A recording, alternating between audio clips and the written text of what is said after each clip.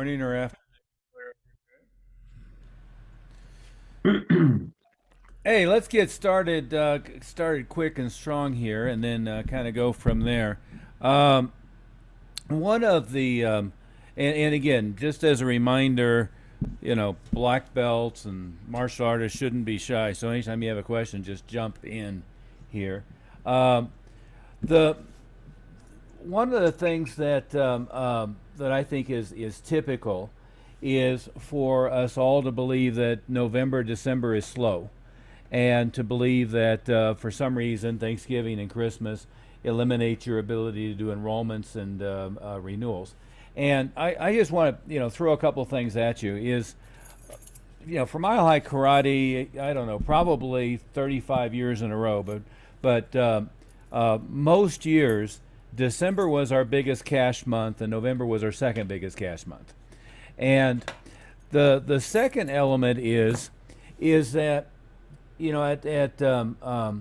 I certainly had a belief many years ago that December was a hard month to do enrollments, and I'll tell you where I've come around to concluding is the closer you get to Thanksgiving, which of course is next week, and then the closer you get to Christmas, the more it gives an opportunity for people who are in your intro pipeline to give you an excuse that they're going to get back to you after the holidays. And of course, make sure you're clear is, all of those people who say they'll get back to you, really don't get back to you, right? Um, but what it does is it creates a natural barrier for people to blow you off. Now, the second element that I have always found is that almost the day after Christmas, but certainly between Christmas and New Year's and into the 1st of January, is a time when parents are thinking about getting their kids started in a new program. Adults are thinking about getting started in some fitness program. I mean, we all know the New Year's resolution syndrome. But with the kids market, back to school and then January are like the two hottest months. And, so September, late August, September, and January, February. And so the second element of that is that we have found over and over and over again that from a live event marketing standpoint, of course, depending upon where you're at, different ones of you are in different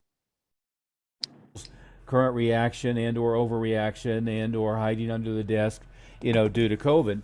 But the reality is that there are many, many, many, many, many marketing opportunities that are tied to Christmas shopping, Christmas events, giving events, fall events, and so forth. So I've always found, one of the biggest times for live event marketing to be October, tied to harvest festivals, Halloween, etc.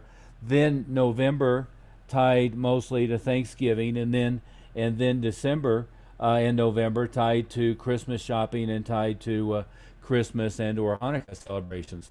So an example of that is doing a live booth, doing a kiosk in a local shopping mall, doing a co-promotion of some sort with Target, Walmart, other big retailers like that, being out at citywide, like for instance here in Golden, Colorado. There's a small town atmosphere where they shut down the entire main street and they do a huge Christmas celebration deal. With that one end of the town, there's a flatbed truck set up, and they have, everything from the local little dance studio do a performance and choirs and different things like that. And local merchants doing booths, and literally thousands of people show up. So what we've got to not discount is just how many marketing and promotional opportunities happen tied to Thanksgiving and then tied to Christmas. And I think it's always important to be actively looking for all the different things going on in your area, because if you aren't aggressively and actively looking all the time, you miss a lot of them.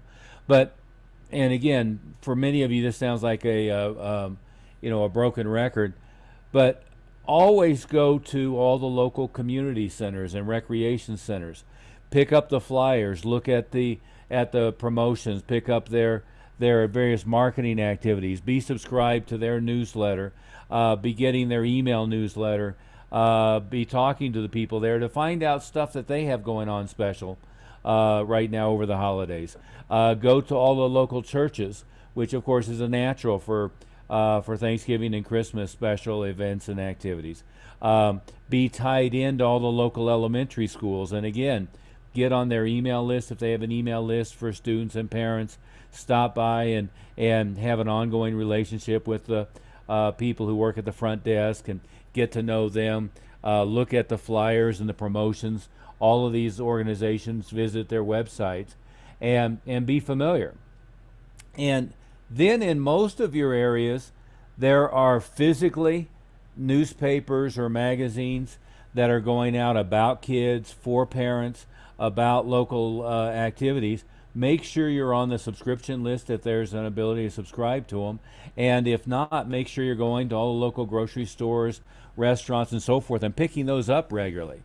What I always did is, once a month I would have a part of our staff meeting with our staff, and I'd bring, highlighters for everybody and give them out. And we'd go through all those little newspapers, and or if I had to go to the website, print them out and print enough copies for everybody, we would go through it all and say, what are activities coming up? What are events coming up that would be useful for us? What are organizations that have our clientele that we should tie to? And would go through. And just about. And would go through those with the staff, and always looking for those events, right? So I have seen and heard my schools and members who have done tremendous numbers with a kiosk at the shopping mall. Black Friday obviously is coming up quickly, right after Christmas. But on Black Friday or any time between really next week through New Year's. And if you didn't know, the busiest shopping day is, I believe, still the day after Christmas, at least in the physical malls. So that's one element where you can really get out there and get in front of it. Again, sounding like a broken record, and we're recovering from the COVID stuff, and some of them will and some of them won't. But getting out in the movie theaters during the blockbuster releases, and we certainly know that one of the blockbusters that's coming out, it's guaranteed to do huge numbers, is going to be the Spider-Man movie. But frankly, there's a whole bunch of big blockbusters coming out. Tonight premieres the new Ghostbusters movie. A bunch of new movies start on Thanksgiving weekend, and you can go through and look at all the big releases. Most of them are off of the release them streaming plus release them at the movie theater, so that's going to bump live theater attendance again. So the thing not to do is not to discount and say, oh well, we can't do much marketing wise between for the next 4 or 5 weeks, so we're just going to give up on that. That's the wrong takeaway to have. And now the second question is, with all of this marketing, is one piece of it is, as I mentioned a minute ago, is that January is one of the biggest, most prolific, most valuable times of the year to do new enrollments, right? And that's true of the adult market, it's true of the kids market, it's true for everybody, right? So when you're out beating the bushes and doing referral events and working on parent add-ons and working on referrals in November, December, a portion of that traffic's going to come in January. That's just fine. I'm sure you wouldn't mind starting the new year off with overwhelming numbers of people coming in. One of the ways to make sure you prep for that, though, is you really make sure your database is organized. You know who your prospects are. You have a strong mailing list of those prospects. And if it were me, they would all get a Thanksgiving card. They would all get a Christmas card. Both of those would have a certificate as built into the thing and an offer. But then I would build out a mailing where between Christmas and New Year's they got a mailing every week, at least once a a week they got a physical mailing from you. Plus, every week when the physical mailing hit, they would get a automated voicemail and a text tied into the piece that you just mailed. And I would plan on, however big your mailing list is, to hit them 6 or more times with mail, text, and automated voicemail. And I would plan on hitting them every day by email during that period of time. And starting either right after Christmas or right after the 1st, is I would have people on the phones blitzing through that list to try to get them in. Because again, one of the reasons for building a big prospect list is to hit them really, really, really, really, really hard when you're at peak season. And again, for kids, one peak season is back to school, and the other is January. For adults, the same cycle goes. So I would hit them really, really, really hard on all cylinders on that. So again, as far as live events, it's a great time to be in the shopping mall and line up a kiosk. All the big shopping, not all, but most of the big shopping malls have somebody who's a marketing director or coordinator. And anytime I've had trouble, figuring out what to do with those people, is I'll just show up at the shopping mall, figure out where the admin office is, walk in, start talking to whoever's there at the front, and find out what activities and events they have. And by the way, a lot of the shopping malls, have Santa in the shopping mall. Even last year, with still at the height of COVID, an awful lot of them had a guy in a Santa suit, and they put a bench, in front of him, and the kids sat down on the bench in front of him and got a picture with Santa if they didn't want to be violate social distancing too much. So, best place in the world is to be at the booth as they exit, as they come off of Santa. I've seen here in our mall in Colorado Mills, an orthodontist was brilliant, and they had the Easter Bunny, and they had a booth set up. As soon as you walk through, the first thing you ended up with the booth for the orthodontist and for a dentist. Well, that's a perfect place to be for the next 6 weeks, right? So, shopping malls, movie theaters. We had one of our members generate 850 leads in 2 weekends at movie theaters a couple years ago over the holidays. But what's not unusual is to generate 100 to 150 leads, with 80 to 90% of them being appointments on one weekend with one of the blockbusters that comes out. And again, box office numbers are back up. People are going to the movies.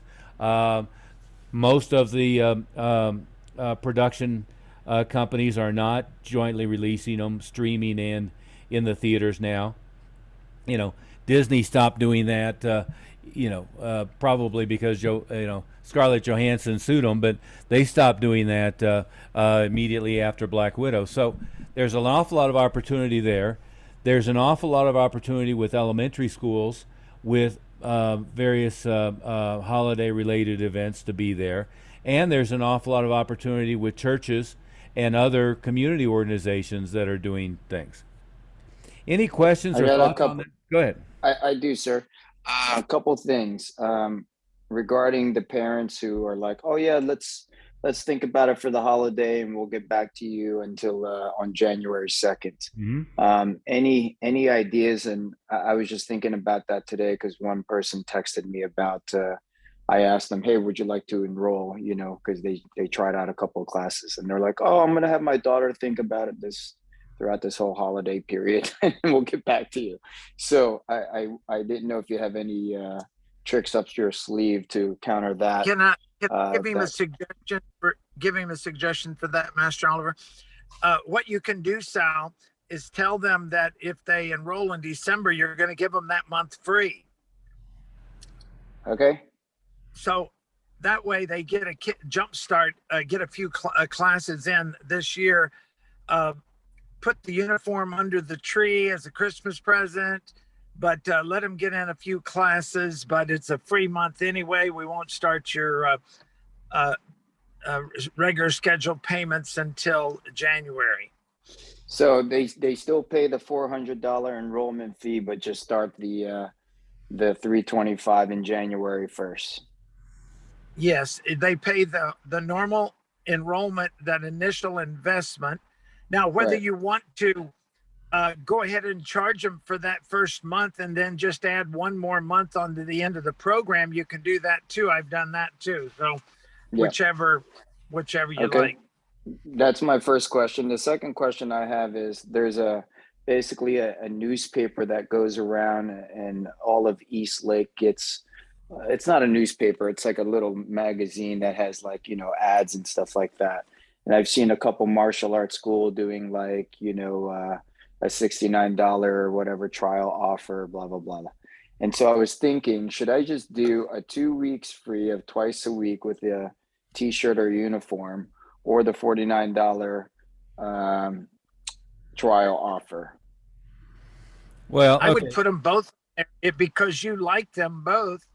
You could actually put both on there if you wanted. But I tell you, when you get those little magazines, it's always better to do inside cover or back cover, or cover, inside the first page, or something that's a little more visible rather than lost somewhere in the book. Got it. Well, okay, but let's delve into that one a little bit deeper. Okay. Was the question about an offer, or was the question about ad So placement? no, this is in a newspaper. So I used to be in this newspaper initially when I first started, and then it started not to produce any more leads. So I canceled out of that like a long time ago before I even joined you guys, because we started going into Facebook and different other forms of marketing. Mhm. But my wife gets it, we get it all in the house and stuff like that. So you know um essentially, there's a couple or one or two martial arts school that's like offering a $69 special, that kind of stuff. And there are neighborhood martial arts school too. So my thought was I could just do the 2 weeks free deal, Okay, and or the $49 trial. okay. To do the 2 week free deal in an advertisement in the same newspaper. Yeah, yeah. Okay, and what you're trying to do is you're trying to come up with an offer that competes with these other guys. Well, not necessarily to compete with them, but I do want to get back into the newspaper as another form of the Parthenon again. I'm not trying to compete with the other guys. They're the next. They're like 2 blocks over. Okay, well, They're a Taekwondo school. okay, well, and um, I guess I would start, just for everybody's clarification, is in almost all cases, ignore and be apathetic about anybody else Right. in your area. Yeah, and I'm not, and And I am. I mean, except to the extent that they're nice guys and they teach quality stuff, and you figure out how to work cooperatively with them, and otherwise just ignore. And Yep. and then the question is: this is a local community paper. Is it one that's distributed free, thrown in your Yes. driveway? Okay, Well, and it's no, it gets mailed to us. Yeah. it gets mailed. Is Yeah. it a newspaper that you subscribe to, or it's distributed? No, no, no, no, no. It's one of those. Here, I'll give you a copy of it. It's in my It's a little but magazine. yeah. Yeah, I Just it's like a thought you little said it one was of a little. those. It's like a just hang on. little newspaper. I'll show it to you. It's like a little newspaper thing, that my wife gets. It's a get one free. Here, it's right here. So here it is. So it's a get one free. Yeah. It's like, So it has so like, Let me see the back cover. hang on just a second, Matt Smith. So it's not editorial copy. It's all ads. It's a coupon. yeah, it's all ads. It's all like, Okay. that. It has Okay. like Mathnasium. It has like U-Haul and, Okay. rotors and auto Upgraded detailing, Valpak. Botox. Okay. So Yeah, what? a high class Valpak, What's Yeah. that? a high class Yeah, it's Valpak. basically, yeah. Okay. So, So, but for clarity. oh, here's the ad. Here's the ad. This is Okay. their ad. Okay. Say, yep. They have a half page ad. Yes, and it basically says 4 weeks, $69.95 with free Okay. uniform, $50 Okay. value, grand opening special. Okay, Sal. Yep. Okay, let's not waste any time worrying about their ad. No, I'm not. I'm Yeah. just telling you that they were in it.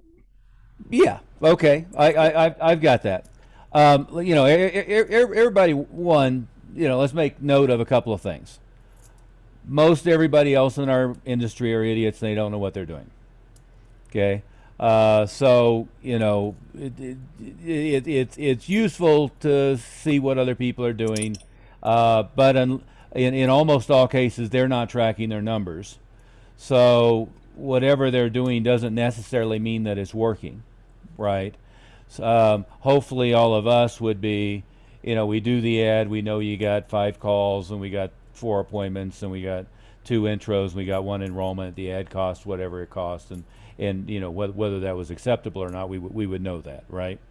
Now, Master Smith, let's go back to what you were saying, which is on a coupon mailer like that, is if you wanted to experiment with it, we need to know a couple of things, right?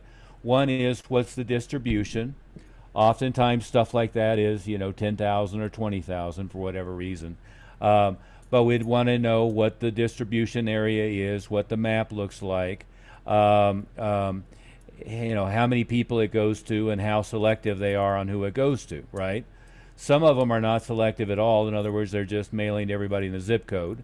And others are, make an effort to be selective, so they are looking at, a minimum level, but maybe homeowners and a certain income level and stuff. Without knowing those details, it's hard to evaluate whether that kind of marriage mailer is valuable or not, right? Now, in almost And I'll all, find out those questions. right, and in almost all cases, just for everybody's clarity, which is why I was distinguishing between, is this a newspaper or is this a coupon mailer?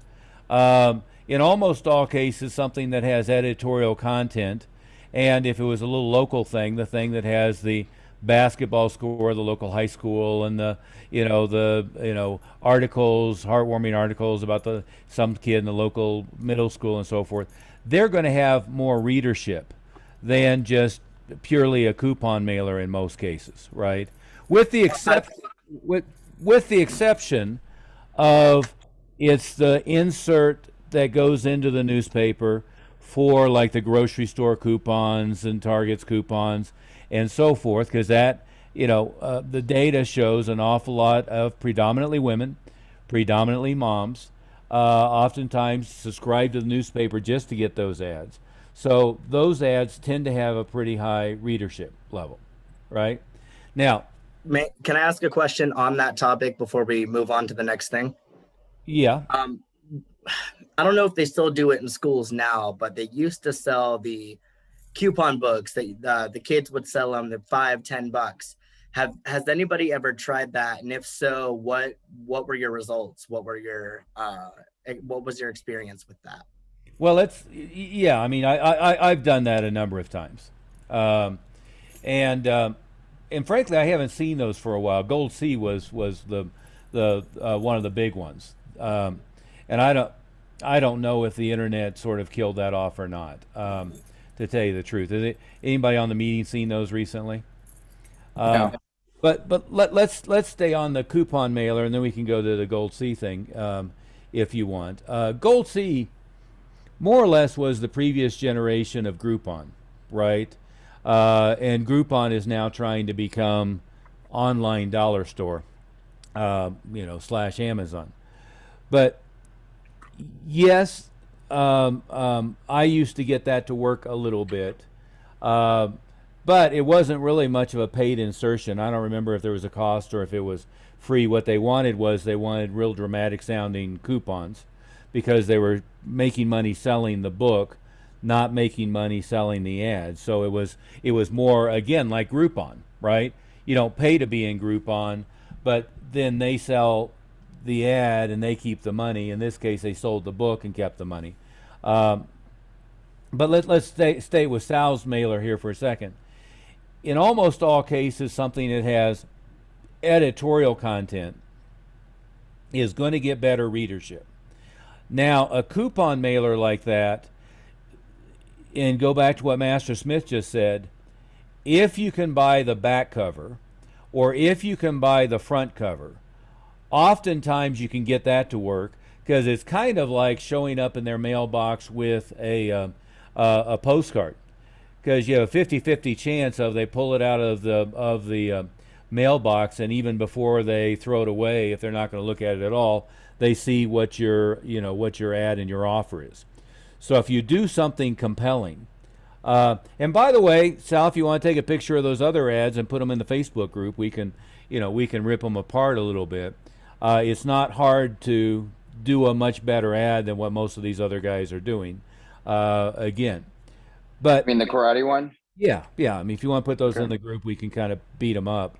And again, keep in mind what usually happens is, the Valpak ad rep, this guy's ad rep, whatever it's called, Money Mailer ad rep, they show up and they've pulled every other martial arts school ad that they have in the country, and they bring in a notebook and they say, here's what the other people have run, and and they seem to be really happy, which they don't have a clue whether they were happy or not, or what kind of results they had. They just know that this is what the company gave them that was printed before, and then they have you design your ad based upon what other people did who didn't know what they were doing either, and they have no tracking on the results in almost all cases. But on this, if you look at what the distribution numbers are, what the audience is, and those two make sense, and then if you can buy the back cover or the front cover, and you can buy it for a reasonable amount of money, then it might be worthwhile, right? And it's worth looking at. And then, as Master Smith said, if you can't get the back cover or the front cover, then being on the inside cover on the front or the back is useful, right? So they open the cover and you're on the inside or you're on the facing page. They open the front cover, you're on the inside or the facing page. And studies show most people read things like that from the back going forward rather than from the front going backwards, right? So if you think of most magazines, people don't lay it down on the table with the front facing and go this way. Oftentimes they hold it up with a back to them and then go back, backwards through it. So those would be interesting things to know, right? Is how much distribution, and then the next thing is what's the face rate, right? What are they quoting you on the deal? All advertising, and I use all judiciously, but all stuff like that, coupon mailers, newspaper advertising, TV advertising, radio advertising, is extremely negotiable. And especially media where they have a rep that shows up is extremely negotiable, right? So when I'm sitting down talking to the rep, I mean, I've done deals. We have a parent newspaper in town that goes out, I don't know, 70,000 copies or something. And I've tried it a few times over the years, never got it to work. Although we were doing, the same company had publications in different cities, and we were getting it to work, right? But I've sat down and talked to the ad reps and say, and they say, this is a perfect audience for you and this is going to work great. I say, well, how confident are you it's going to work great? Oh, we're very confident it's going to work great. Okay. Well, how about if I pay you $50 for every call that comes in? Because that's our comparable on what we're paying in other media. Well, what do you mean? Well, I mean, you're happy. I'm happy for you to put a special tracking number on it, and I'll pay you per call. Well, I'll tell you what. Usually the ad reps' testicles shrink into their body, or their tail curls between their legs, or whatever crude reference you want to use, and they shrink off into the night. But I've gotten them to take me up on that, right? And nowadays it's easy. You can put a special URL up, and you can put a special tracking phone number up, and then you can really track it, right? And your selling point with them is, if you're right and I get just a ton of traffic, I might pay you twice of what you're asking for the ad. On the other hand, if I'm right and I don't think it's going to work very well, and I'll give you our best ad that's been our control piece that we've been using over and over and over in different places. If I'm right, then you get it, and frankly, what you do is you get a chance to prove me wrong, and to turn me into a longtime customer. Is that making sense, Sal? The Master Oliver, yeah. another way I use to Yes, sir. negotiate the price is I tell them, do you have an annual rate? If Yeah, I run it every month, is there a special price? And they'll usually say, oh yeah, we can cut it in half, or we'll do a third discount or something, 33% discount or whatever it is. And then I say, okay, well then what I'm going to do, I'm going to run it for 2 months. If you'll give me that rate and it works, then I'll go ahead and do it for the rest of the year. And then Yeah, you get they it. did do that. Yeah. Say it again. Okay. They did do that when I first started with this group. Yeah. They gave me a year. Good. Yeah. Yeah. Well, and by the way, the rate is negotiable down from there. But Okay. So you would do the 2 weeks free and or the $49 trial. well, we really never got to offer. Yeah. Yeah, I mean, 2 week. My default offer for places like that are the 2 free weeks. I've posted the ads a number of times, but the free. 2 free weeks, free semi-private lesson with a black belt instructor, free official martial arts uniform, $50 value, etc. I like offers that stack like that. And again, my default is the free offer, right? Now, depending upon when it was going to go out. Now, in this case, that ad isn't going to go out for Christmas, right? They probably have a 6-week window or 8-week window to get everything in and get it to go, right? Have you talked to them enough to know yet whether they can get it out for 1st of January or when their next mailing is? Probably for January, but I could call them right after this call. Yeah. And again, what you know is something like that has a longer lead time than it's a nice thing about Facebook. You can change it in 30 seconds, where things like that a couple months out probably. But for a New Year's special, the free offer would be great. If it was a Christmas special, that's where doing something that's a package deal or something might make sense.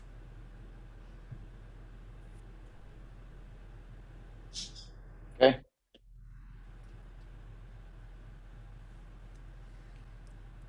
Does that make sense, Sal? Now, Yes, sir. again, I mean, I'm sure a lot of people on the call have, but I've done every different version of stuff like this over the years, and the main thing is to always keep in mind what is a good number to get return on investment, right? And Master Smith can tell you, we've had lots and lots of conversations with people where they say, oh, I did this Valpak thing and it didn't work. And then when you question them, so let's say it was their standard kind of deal, 10,000 pieces for $380 or something. When you question them, they say, oh yeah, we only got 4 calls and 1 enrollment out of the deal.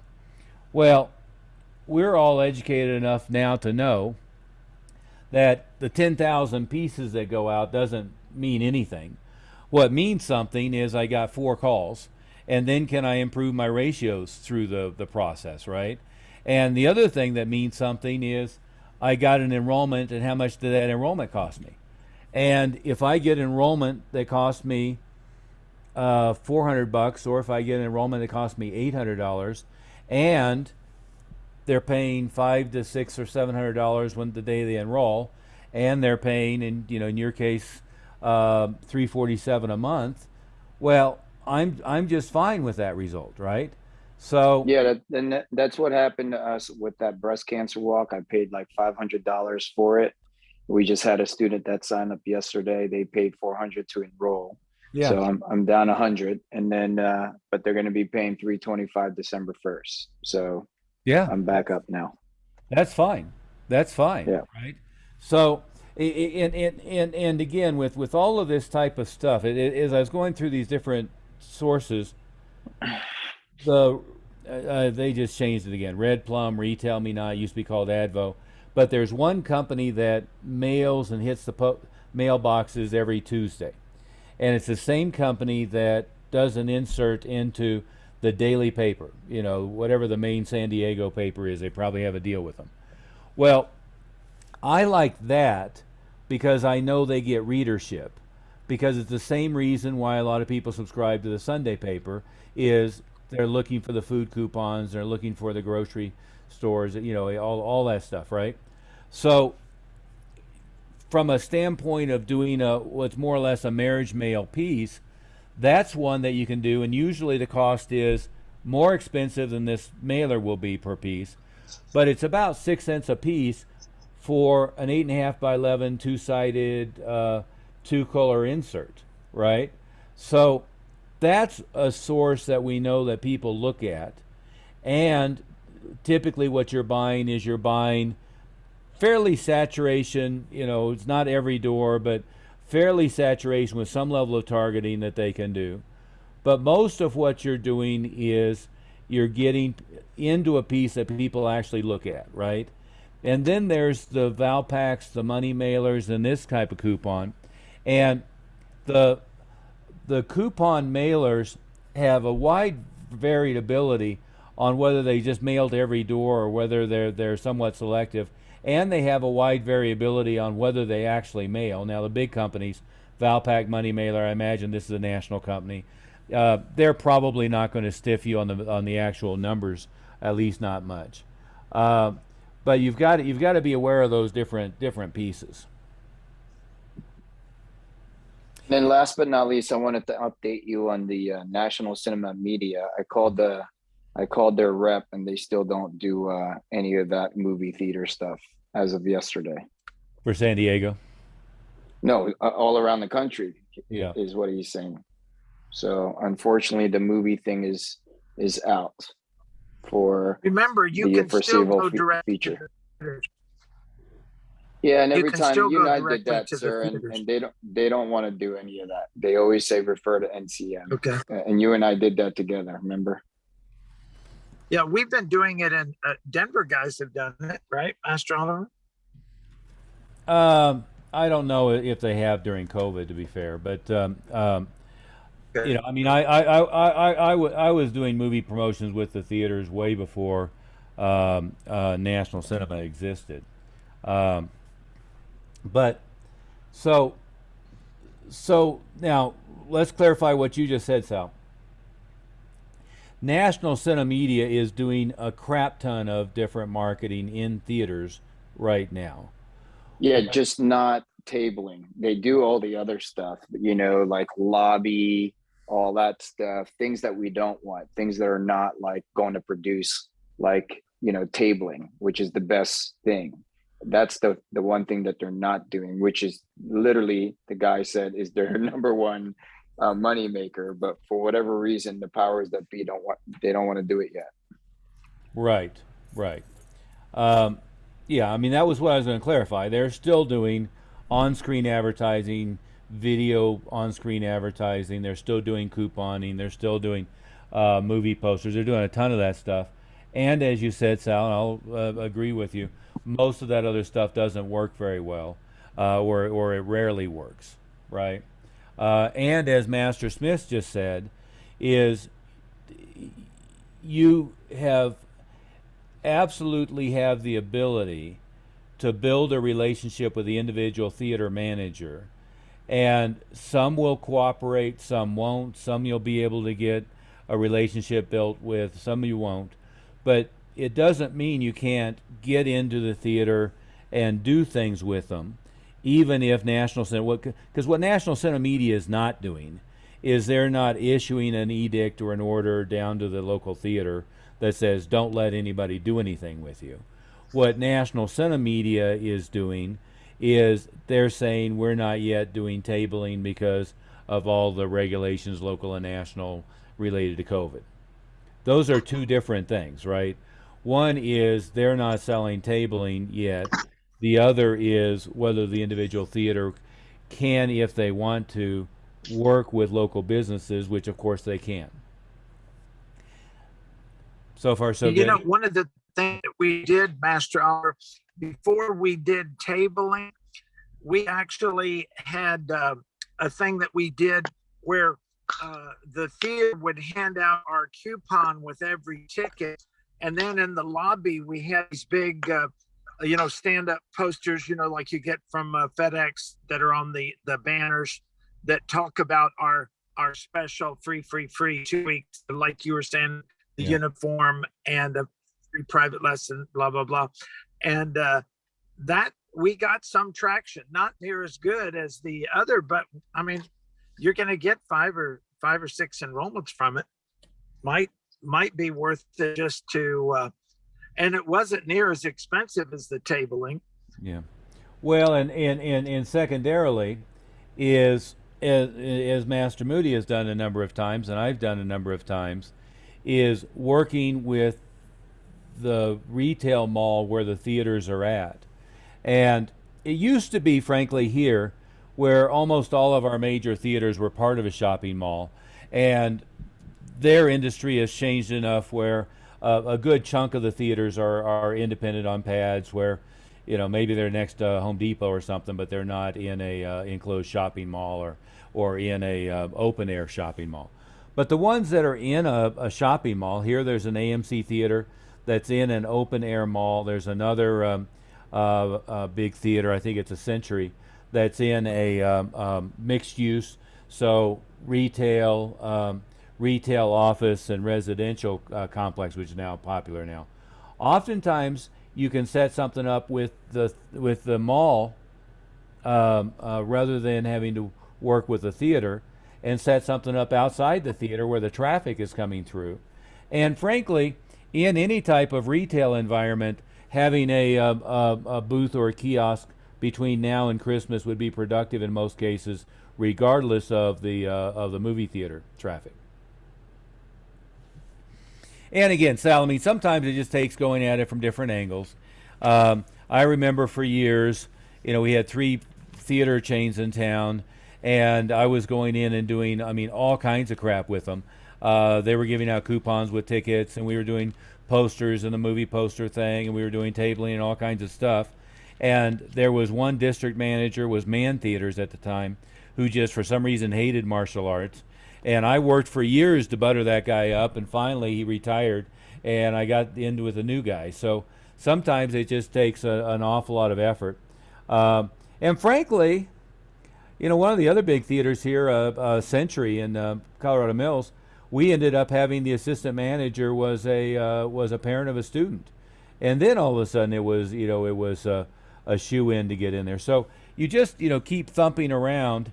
Some of the biggest home runs I've done for stuff like that were learning enough about the students to know that we had the president and the chief operating officer, 2 different people who were running a $780 million electronics chain, or we had the assistant manager at the local theater, or we had the PTA president at the school I was always trying to get in, or we had the HR director for the biggest employer in the state, and you just kind of keep going through. The nice thing is we cast a big enough net with our student body that oftentimes we have a number of people who can do things productively with us that won't volunteer because they don't know we're looking for what they do in most cases.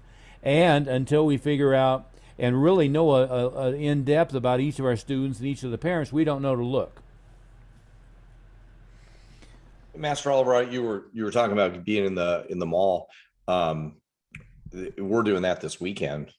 I mean, we just got a relationship with the mall, so we're going to be there for like 6 hours, and that's been more productive than the movie theater promotions and sometimes.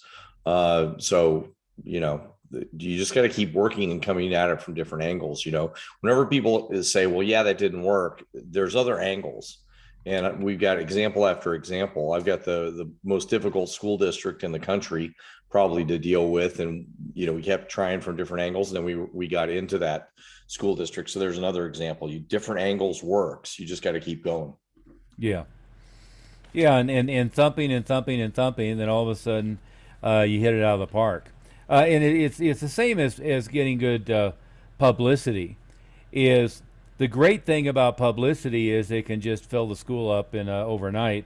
The bad thing about it is it's not like you can go buy an ad and you're in. You just have to keep thumping and thumping and thumping, and doing press releases, looking for interesting stories, and frankly, hitting a time when they're on a slow news day or they're bored or they're looking for something to fill, and then oftentimes your deal becomes the thing that gets placed. Anyway, any other questions about marketing for this time of year? Yes, sir. I just was approached by a rep at LA Fitness about geofencing. I Yeah, put it up in the group. I don't know if you saw it.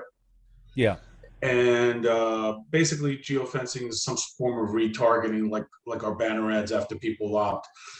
The way he described it is they have a beacon or something that connects with the people's mobile devices as they walk into the gym. And now our ads start appearing on their phone for up to 30 days. They guarantee up to 100,000 impressions for the period of a year. And it's $1,800 for the year. I guess that's about 150 a month, which is really nothing. And whatchamacallit, the demographic at LA Fitness is average 42 years old, 51% female. hmm So, I do retargeting with ad roll in my regular stuff. So I was thinking to give it a shot. What do you think? Well, don't use the word retargeting because it's a completely different beast. Yeah. Yeah. I think Master, we've researched Amanda this. Olson tried that. Yeah, we've researched this 12 or 15 times. It feels like.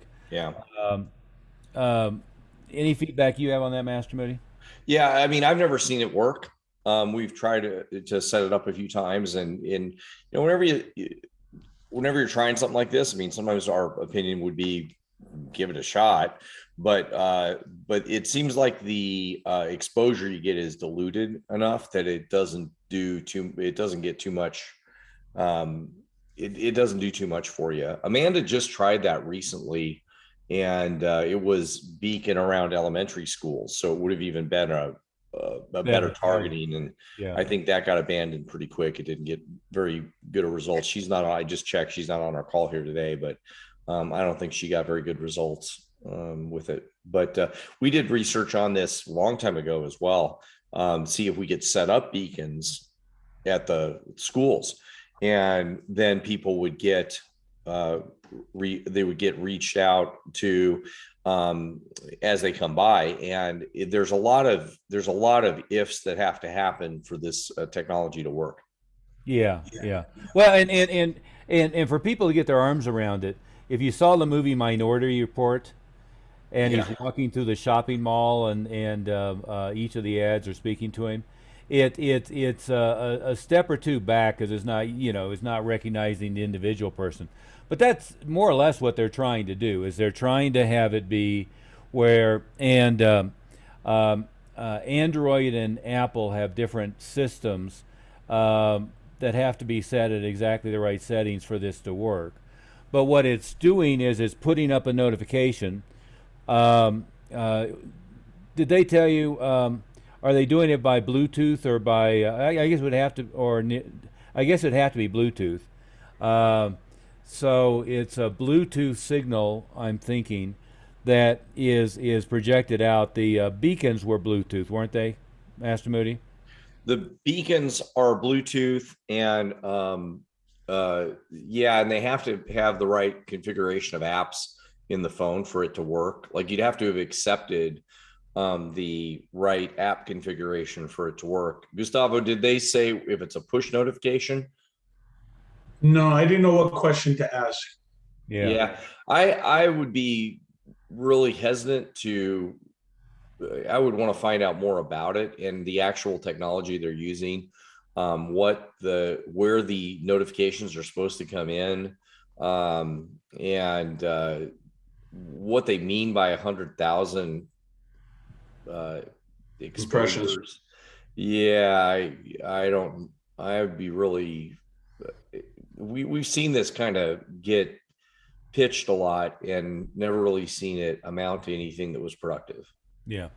Doesn't mean it couldn't be, but Yeah, I have a rule of thumb that's not accurate, but it gives you the right approach. Anytime a rep walks in the door to try to pitch you on something, it's probably not something that works very well. Um, and the stuff that works well doesn't have a rep pitching it in most cases. Now that doesn't mean that the local TV station doesn't have a salesperson that you talk to, but they're not in most cases showing up at their door, walking in every retail space trying to pitch, their ad mailer. Um, the I mean, we don't have a definitive answer for you, but Gustavo. My gut instinct is it won't work, but that doesn't mean it's not worth giving them $150 for a couple months and trying it. I mean, I've had the experience of, and I've got, as by the way, is the data is most people, something like 85% all apps on people's phone they only look at the time they downloaded and never ever even know it's there again. I think the average is 8. Say it again. I think the average is 8. 8 apps that they use. Mm-hmm. Yeah. Yeah, that's right. But the other side of it is most people have 100 apps on their phone or 80 apps on their phone or something crazy that they don't even know are there anymore. But I've had it be where some app that I downloaded, Best Buy or something, and I walk into the store and all of a sudden it beeps with, kind of like the Kmart blue light special, if you're old enough to remember, that. And this is the next step iteration beyond that, because it's trying to get anybody's phone to beep as they walk close enough for it to see it. But you can ask yourself, I mean, how often do you look at that?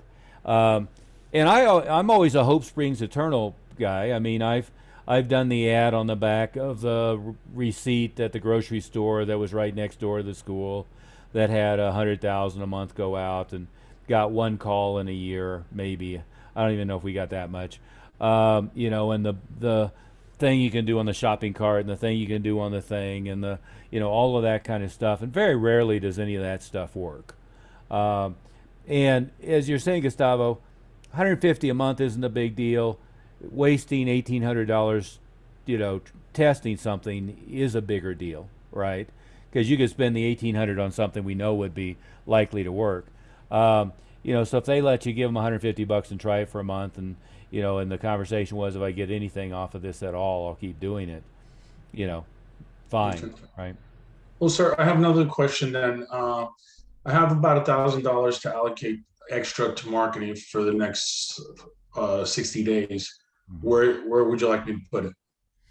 Direct mail in January. Direct mail in January. Yeah. I mean, that'd be my first choice. Targeted at your existing prospect database. Got it. Yeah. So, sir, do we have any templates as far as mail pieces?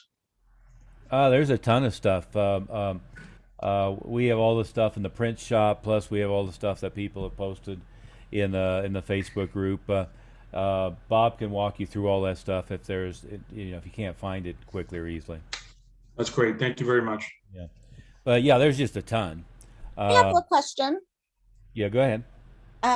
You can't see me because I'm COVID grossness. Sorry. So I got a call from somebody who says that they can get me on the Siri and all those voice activated, and that they promised that I could get 10 keywords and those similar, and I can get a geofenced area, and it's like $400. Is it worth it or not? Master, and it's guaranteed. Master, do you have any perspective on that? Yeah. So what they're saying is that if somebody searched for Siri, they're on their home pod and they search Siri, find the closest ballet studio near me, that you would come up. They said that, you ballet performance, all of it. Right. Right. Yeah, very few. So that's not any, yeah, what they're doing is it depends on what they're actually doing would be what I'd want to know. The way you can get in those spaces is to make sure your Google My Business is updated, Yeah. which for some of you guys, it's not. And you can go to business.google.com and make sure that on your listings, which is, when you look at a Google listing for whatever keyword you know is primary for you. So in your case, ballet and all the particular keywords that people would be searching for, that the top would be where AdWords goes. The next would be where a map is generally, although not all searches end up this way, but generally there's a map and it'll show all the similar businesses. And then below that's all your organic listings, which you want to do really well in. Some of you guys need to work on that. But your Google My Business one is kind of the no-brainer that you got to really kick ass with and put a lot of content in. Probably all they're doing there is making sure that it's up to date. You might be well up to date with that, Alexia, and be spending money for nothing. Now you may be spending $500 and maybe yours right now is not up to date, and that's pretty good. That's a cheap way to get it up to date. I don't know, but a lot of these things that people are asking you to spend money on, it could be for nothing or it could be for something, but I'd want to know what they're actually doing. You're gonna be found on Siri or Amazon or Google because that content's up to date. You do want to get Yelp up to date as well because it's free, even though you shouldn't advertise on Yelp, as just a side note for completeness and thoroughness right now. But I would make sure that those things are up to date, and then do the Google and Apple. Siri question yourself to your devices. So I had them send me an email on exactly what they were going to do. So I'll share it with the group and then post it. Yeah. So they supposedly are sending it tomorrow, and hopefully there will be a consensus on it. Yeah, I just had a conversation with one of those guys, I don't know, a week or so ago. And as Master Moody said, sometimes they do something that's a little bit productive. But the conversation with this one, and post the people you're talking to, is there's a number of directories that are like Google My Business, right? And probably in order, it's Google My Business, maybe Yelp, then Bing, and the only really purpose of Yelp is that Apple Maps pulls up Yelp, not Google. And then there's a bunch of others that are out there, in different places. But really, Google is and continues to be the 800-pound gorilla for all of this stuff, right?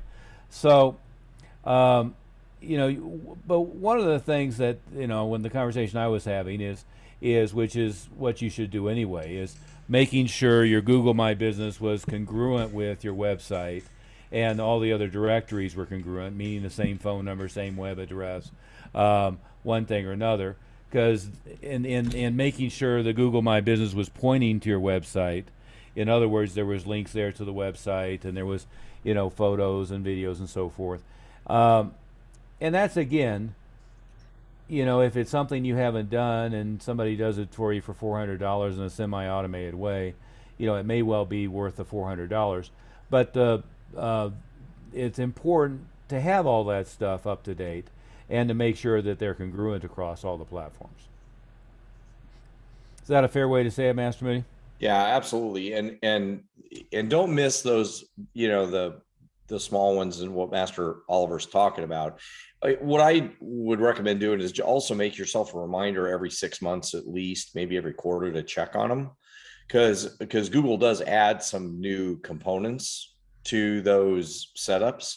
And at Red Marketing, we have some people that pay us the sort of small service fee, so we just go in there and update it like every 6 months, because they'll add other features, like they'll have places to put in some additional things about your business, some keywords and some other stuff. So what we'll do is go in there and do it, but it's really easy to do that yourself. We just recommend mostly that you just do it yourself. You also want to make sure that the photos that you put on those sites are really good. It's really important now. Google's much better at indexing photos. Master Oliver, remember we were at that restaurant? We wanted to get the know who painted that one painting. We were at a steakhouse in Annapolis, I think. And so you can use a Google app to take a picture of anything, like a painting, a picture on the, anything at all, like something, a kitchen utensil, and Google will find it. I mean, Google is really good at indexing anything. So you want to make sure that the pictures on all those platforms that we're talking about are really good. And ideally, what we'll do is take some photos and then make sure that our name of the company is embedded in the photos, both as meta tags, but also as literal tags. If you look at like Amanda Olson and you search Olson MA without the .com, you just use that as a keyword, you'll see all kinds of digital pieces that are created for her that have photos of her people, but also the company name, logo, and the address and information. So you want that kind of photographic information in your Google My Business and everywhere else. And we can spend more time on that later, but it's really important to make sure that the photos that you put in anywhere now are placed, and that you have a really good photo gallery and you put really good photos on your website, because that's something that Google indexes more and more now. Yeah. Well, and they also like YouTube links, so having videos up there, because of course Google is YouTube, or Alphabet is Google and YouTube. Whatever, I don't know how specifically, but Google likes to pull up YouTube videos. Yeah, podcast on your website, and then have the YouTube link that then links back to your website.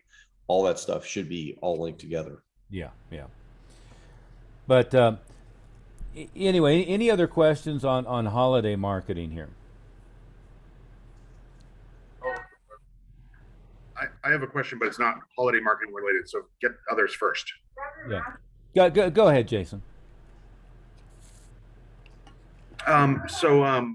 Our landlord, I just had a meeting with them yesterday, and they pissed the hell out of me. So we are talking about, there's this little corner area. We have basically an L around this space, and there's this, it's only 550 square feet, but I'd like to take it over because my floor, if you remember, is shaped like an L. So I can actually open it up, and then I'm going to raise the ceilings and all that stuff. And I went to the landlord, I talked to them yesterday, and they're going to be charging a lot more than I expected for that. And then they basically said, well, we also deferred during the pandemic. We helped you a lot. You never even thanked me for that. I was like, oh, I did thank you for that. And I didn't say this, but I'm like, you should be thanking me because deferred, but we were paying you back for 6 months that I legally wasn't allowed to. You didn't thank him for closing your business. Yeah, no, exactly.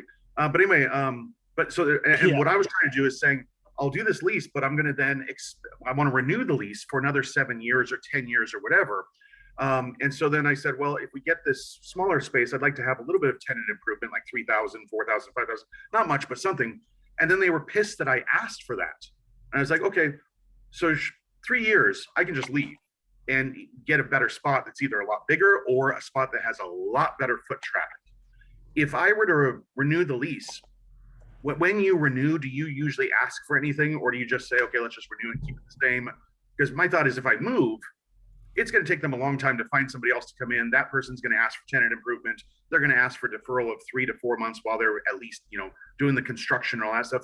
In our space, there's a Aikido school that was below us. They haven't rented out for a year and a half. There's 2 other spaces that have not been rented out for 6 months. So if I leave, how long is it going to take for them to do that? Should I? Yeah, I'm wondering if I should just say, screw this, you guys come begging back to me and ask me to stay here or not, or am I just getting worked up? What are your thoughts with this? Well, you are getting worked up. That's an easy answer. Attention to all those faces. Yeah. Well, let's go through 3 or 4 steps, right? Number 1 is you have 3 years left on the lease, so there's no urgency to do anything. And by the way, there's no crystal ball on whether the market's going to be hot or not in 3 years, right? Yeah. If the lease was up while we're encountering the next great recession, then it's good for you. And if the lease is up while there's not a square inch of real estate to be had anywhere in Seattle, then you're screwed, right? Um, and again, having been at your space, know your neighborhood, your question is going to be whether there's something that's comparable or better that's likely to be available. And, and right now you're paying a fairly reasonable amount for location, but clearly not for findability or visibility. Yeah, correct. Right. Well, so I could get a warehouse that is a lot larger that, is cheaper, or I could go up like to the very top of Queen Anne, like on the main drag, and pay a lot more, but then have phenomenal foot traffic. Right now I get 0 foot traffic. Yeah. Well, and truthfully, I rarely would suggest it, but warehouse space wouldn't be a step down. I mean, really, what you're in is more like office warehouse would be what you would normally consider it, right? So that wouldn't be a step down. And I guess my argument was that you're in no rush to make a decision on that, and you've got no particular urgency to take this other space. And now to answer the other question,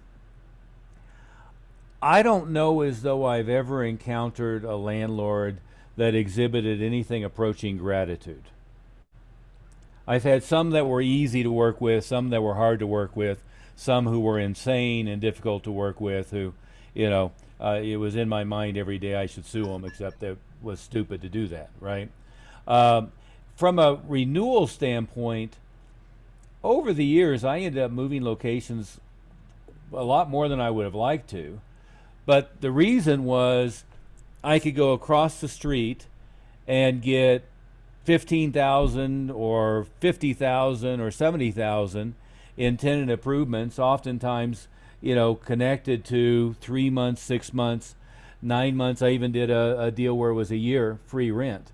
And, the time I did a year free rent, there was no particular reason to move other than the place we were in, the shopping center had gone downhill enough that they weren't willing to consider that, nor were they willing to give me any kind of deal other than sign a new lease at a higher rate. And down the street, in a better location, I negotiated a year free rent and a better per square foot rental space. So I guess what I'm saying is you're absolutely right. They're going to have to pay a realtor. It's going to sit empty. I had one time where I had that same negotiation. The owner was a dentist in California, and had the conversation with him and said, you're going to pay this for realtors. It's going to sit empty. I'm willing to do this. I just want to get you to give me the same deal that they'll give me down the street. Wouldn't budge. Did a 3-year lease down the street. 3 years later, moved back, and then he gave me the deal that I was asking for 3 years before. So I guess the long story is you can sit down and explain it to them logically. Wait, did the space stay empty the whole time in between? It did. Yeah, so don't forget that. I guessed that, by the way. Yeah. Their negotiating position softened up dramatically 3 years later. But, I wish I had some magic pill for it. But, I think they tend to think that they're in the driver's seat, because if you have a viable and profitable business, realistically, you don't want to uproot it, right? And for some businesses, like I worked with the leasing agent that worked for H&R Block, when they moved a location, their business tanked dramatically for a while because they were relying on foot traffic and visibility. We're not in a business where it makes much difference at all, as long as we're in a 3-mile radius, more or less. So the way they think about how willing you are to move oftentimes is at great odds with how willing you really are to move. I've been tempted to say, well, since I'm such an ingrate, I don't deserve you as a landlord. So I think I'll find some other place. Well, the leverage you always have is that you all have something ready. We get asked about this, renegotiating the lease or the landlord's giving them problems or whatever. You should always know what other rental properties are going for in your area. You should always be prepared to bail on them. The leverage you have is what's going on around you. Well, and don't forget, I mean, you oftentimes can come up with something you can buy, um, and most, I won't say most of the time, but oftentimes, something that works that you can buy isn't the thing that's sitting there with a big realtor sign on it. Oftentimes, it's you had to thump for it. My friend Terry Bryan, who passed, Agent Orange death from Vietnam, but he, he had a system where he bought a lot of real estate and flipped it. But what he would do is just keep thumping, dropping postcards and thumping on everybody who owned a building that fit his specs in the area. And he would get to them before a realtor ever touched it. And in most cases, it was, you know, independent owner operator, owner has a heart attack, gets divorced, wants to move, one thing or another. And then he would usually buy it at a distress as well. So that's another option, Jason, right? Is you just kind of, and by the way, retail's the same way. I've gone into a number of spots over the years that was an operating business. It was just walking dead. It was either the landlord told me they're 6 months behind on their rent. If you'll take it, I'll tell them to go away. Or it was we thumped on everybody who had a spot that looked about right for us and, got to the owner and said, do you want to be in business, or, would you like somebody to relieve you of your lease? And, most small businesses are walking dead. And oftentimes they're sitting there because they're afraid the landlord's going to sue them for the $150,000 balance of the lease, not because they're happy and profitable and making a ton of money. Thank you. Appreciate it. Yeah, I wouldn't get into a pissing match with him right now, though, right? I would say, if you want to lease that to me, here's what I'm willing to pay. If you don't, that's fine. You can just attach it in parallel to the balance of my lease. And then, if he offers you some kind of incredible deal to extend the lease, which sounds like he's not prepared to do, great. And you can always throw it out. You can say, at the same time, I'd be happy to extend the lease and, make it 10 years if you want. Yeah. I would need this, and this. And So I did say that, and I said, I'd like to renew the lease. They're like, okay, well, what if we did another 7 years? I'm like, yeah, I'd love to do that. That'd be fantastic. So if I get this, the new space, it's only 550 square feet. That's why I'd like a little bit of help with the tenant improvement. What? You want that on top of everything I've done for you? I'm not asking. If you're renewing the lease for another 7 years, I'm doing something really good for you. I don't understand what. Okay. So then that's where I was just like, okay. Well, I think we need to be careful about the way that we respond to people. I mean, that sounds a lot like you're getting escalating. Yeah. Why not just say yes? I would like the TIs. I mean, I don't know why you have to justify things. Sometimes when we get in these negotiation type situations, we think it turns into conflict when it doesn't need to turn into conflict. There's a difference between having an argument and negotiating. See, Jason, what you're doing is you're turning it into an argument, and what you want to do is negotiate. So he's asking you, do you want those things in addition to all that I've done for you? The answer is yes, I do. Yeah. And not why you want it and why you deserve it and whatever, because he didn't give a shit about that. Yeah. And I don't give a shit about that. Nobody really gives a shit about that. I mean, just tell me, you do want those. And if I was him, it annoys me. Yeah, that escalates. So you're escalating. If you want to have an argument, that's a good thing to do. Yeah. I didn't get emotional. I didn't get upset. I just said, yeah, that's exactly what I said. And then when I left, I got pissed afterwards. I'm like, what the fuck? Like, why the hell are they doing so?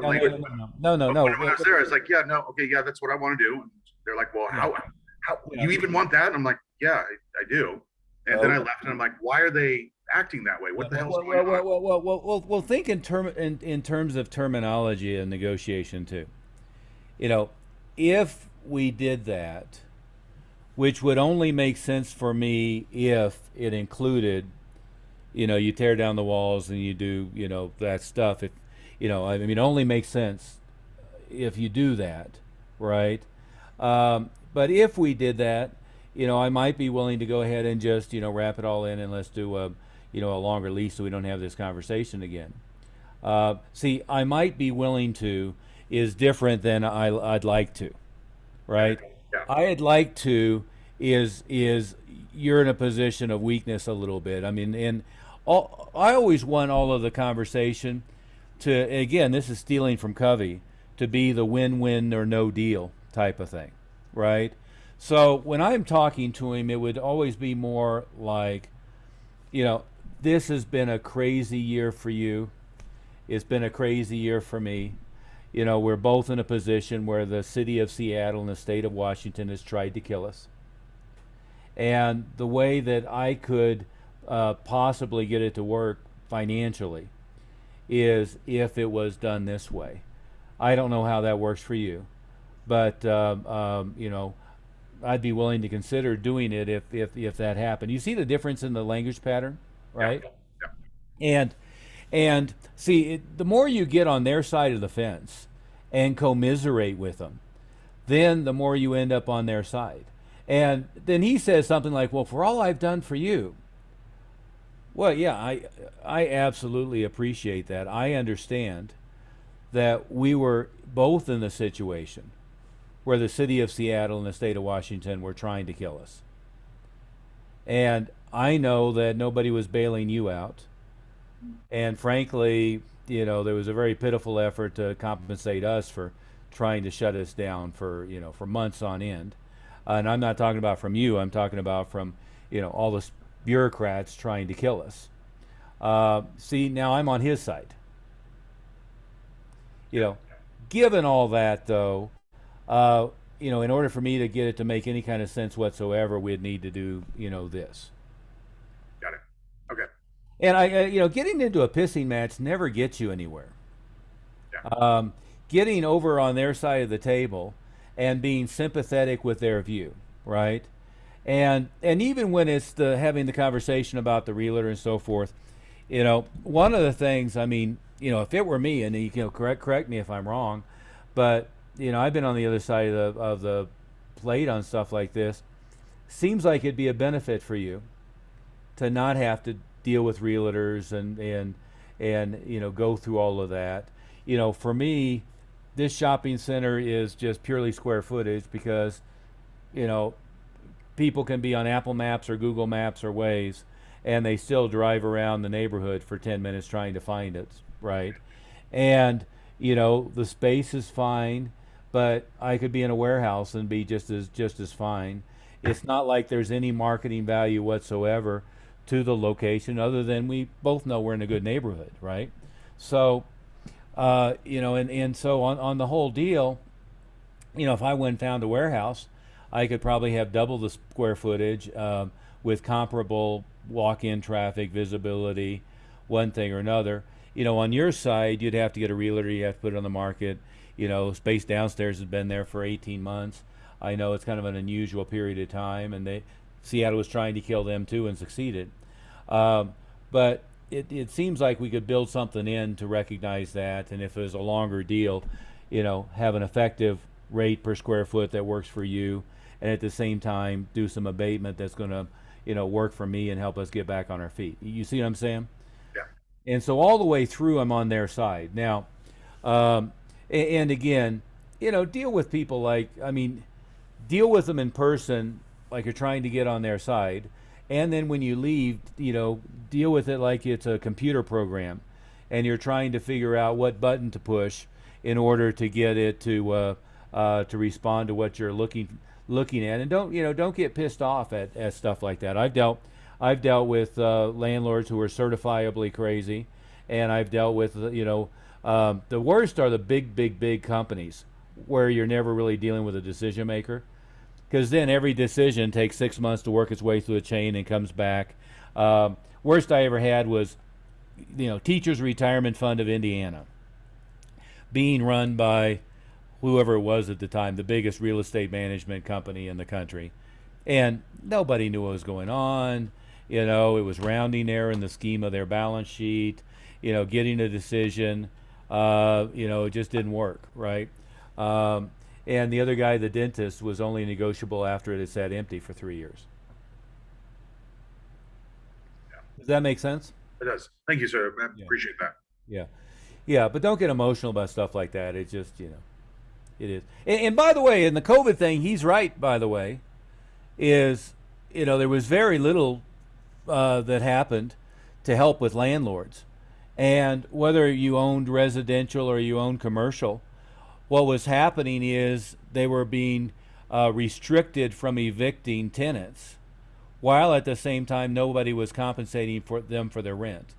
And their best case might have been borrow money from the SBA, and all the PPP stuff and all that stuff that was forgivable was for salaries, which isn't the big expense when you own property, right?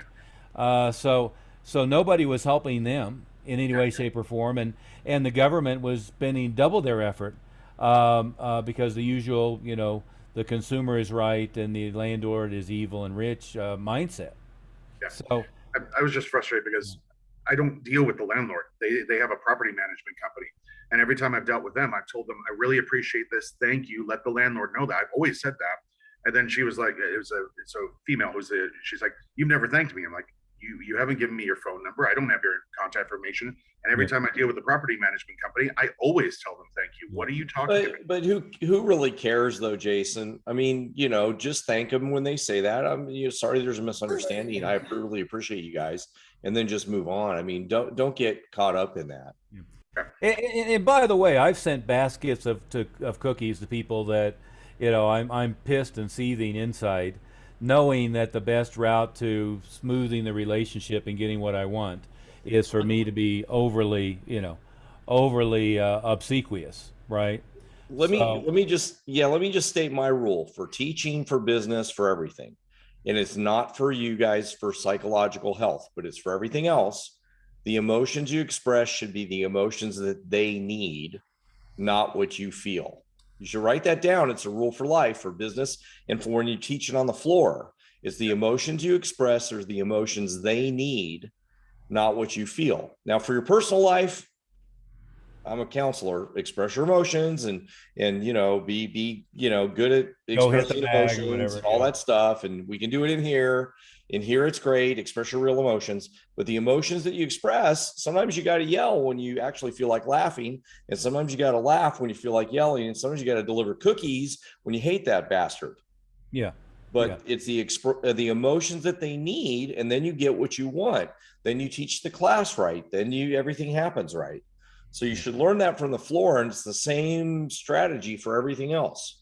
Yes, sir. That's a writer downer, man. Yeah, and Massman, we were having that conversation yesterday, and I described it as always begin with the end in mind in any interaction, right? And same exact thing. But if the end in mind is they like me and want me to be there, and the end in mind isn't that I burn bridges or make the negotiations harder, then I act in that way. With most student interactions, it's the end in mind is I want to get them to do what it is I want them to do, and I want them to be really happy about it, right?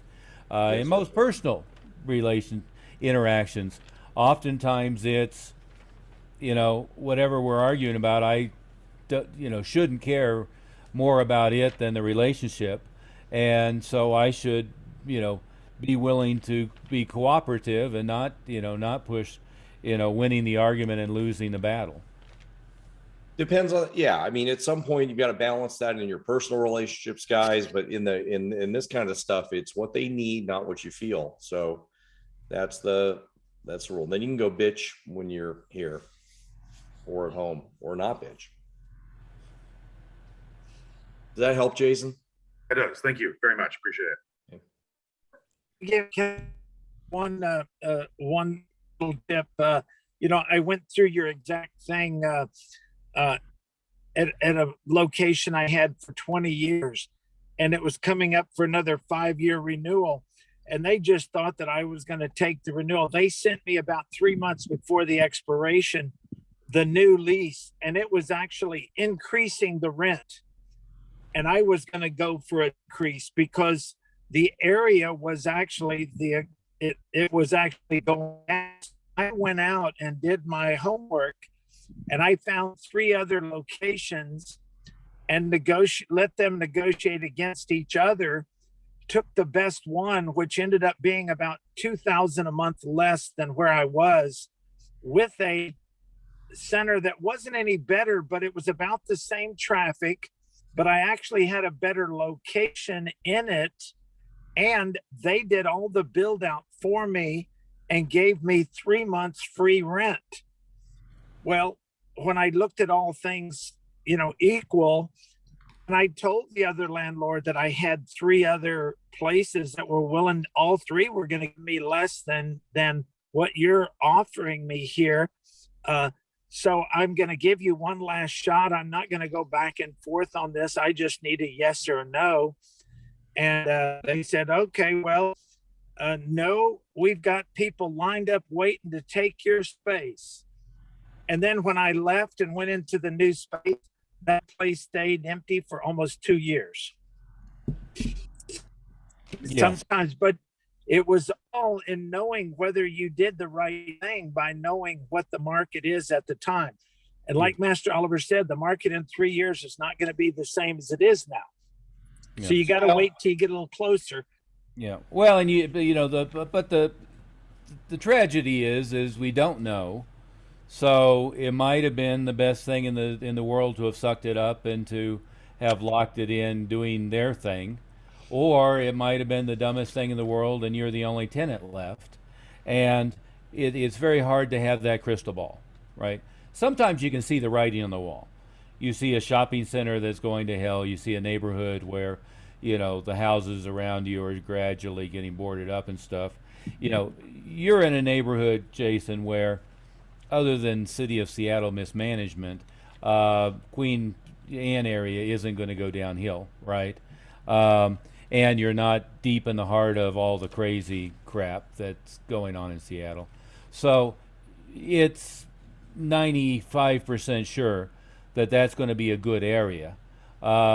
And maybe somebody will realize how much of a shortage of retail it is, and they do a 24-plex AMC and recreation complex that you'd be stupid not to be in, or maybe not. I mean, who knows? So it's again, the crystal ball is difficult.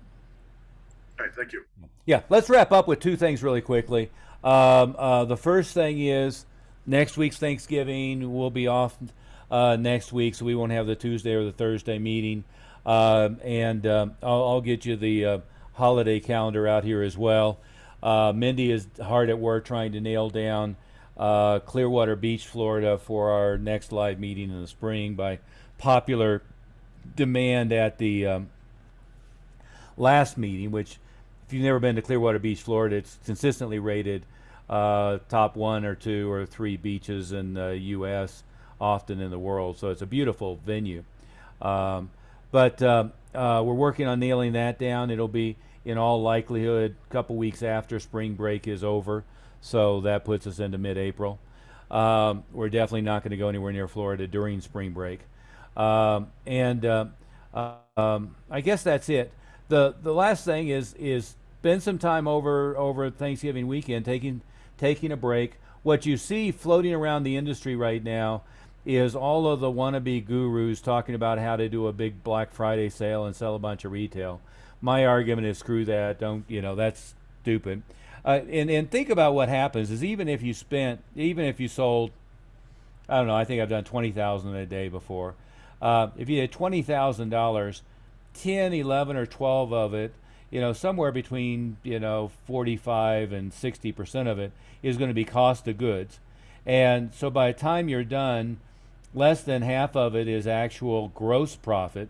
And then you have all the time and energy you spent doing it, which could have been better spent on enrollments, on marketing, and on renewals.